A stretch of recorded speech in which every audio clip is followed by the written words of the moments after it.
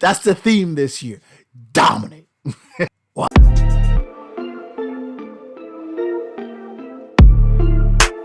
Welcome back to the Black Ice. Now, because of my belief that you can absolutely dominate in NHL 22, what we're going to do is we're going to be a little bit different. We're not going to tell you what to do. I believe if you want to ask questions, you should come on the stream or you should do it in the comments. I can't tell you how to play your style, but what I can give you is things that I think statistically help you play whatever style you want, but help you dominate. That's the theme this year. Dominate. So what this video is going to be, it's going to show you where to be most of the time when you're in your crease. That way you can save most of your shots. I think all the other games, the last two games, we had to overplay everything so much that we might have gotten into some bad habits. And that's okay, because it helped you learn to stay at the top of the crease rather than back of the crease. But even if you overplayed and played things well in the last two previous NHLs, it did not matter. You were going to get scored on whether you were a great position or you were late. It was going to happen.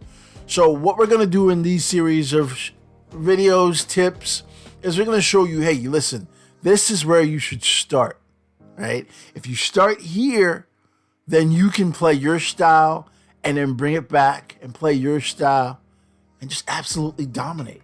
So let's get into it.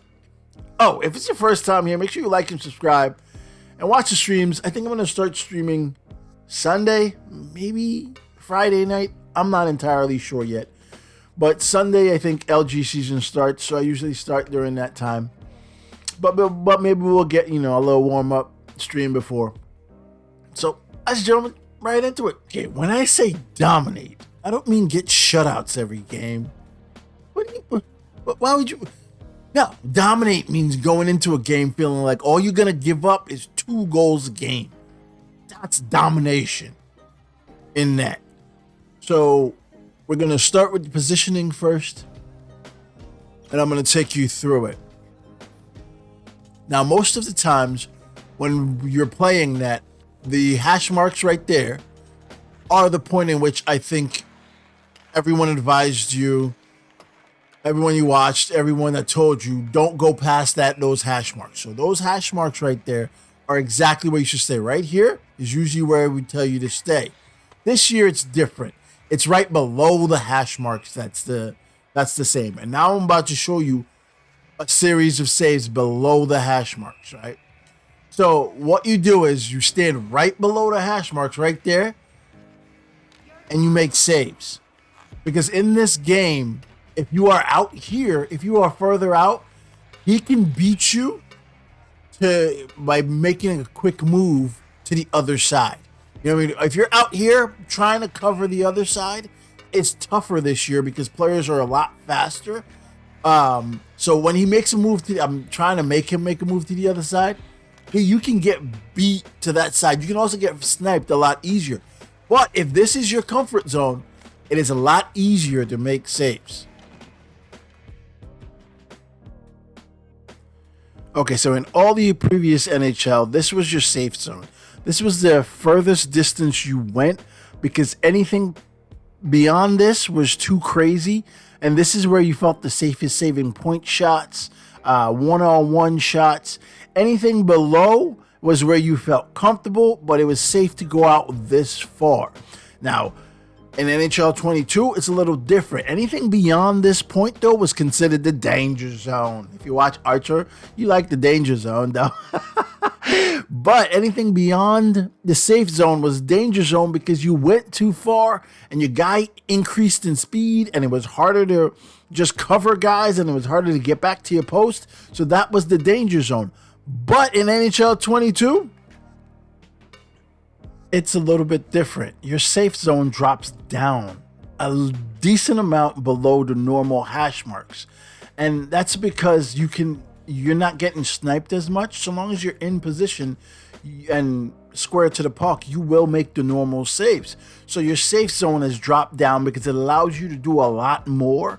For instance, covering low one-timers or trying to anticipate just regular cross-crease passes. But your danger zone changes now because in this game, because you can't get sniped as much, your danger zone now becomes your post. If you are touching the post without the puck being behind the net or anything like that, you will get sniped. A lot of crazy things will go through. Your new danger zone is your post and crossbar. Do not jam your back up against it. Try to avoid it at every cost. That is your new danger zone. It's better in this game, but you got to remember that. Okay, so I can do a better job at showing you where each zone is if I change to my camera.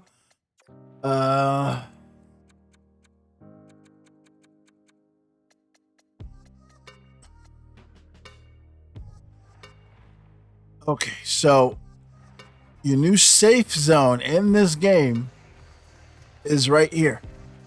This is your new safe zone. You can make most saves in that zone right there because when your guy turns his body, he does not touch the post, but he's still in decent position. Usually you would be out here. Right here is right now. You got to be right there. You got to be right there. I'm just watching my guy, but you got to be right here is your new safe zone. Right there is your new safe zone. So long as you are in position, then you're moving left, you're moving right, you will make the save. Right? That's your new safe zone. You can make most saves from outside. You can make most saves from the point, even from there. Now, I'm not saying you should stay there all the time, but I'm saying when you're getting lost just retreat and know where your safe zone is. Know where your safe zone is. That way, when you're going frazzled and your team sucks, but you're moving all over the place, retreat to your safe zone. This is also the best place to make breakaway saves and penalty shot saves. If you are in this position right here, it's the best place to make that because your one movement is very much exaggerated. So we normally used to stand out here. Now we're standing back here. Okay? I think that's it, but we don't. What on point shots? Sometimes I come out to the old safe zone simply because the tips.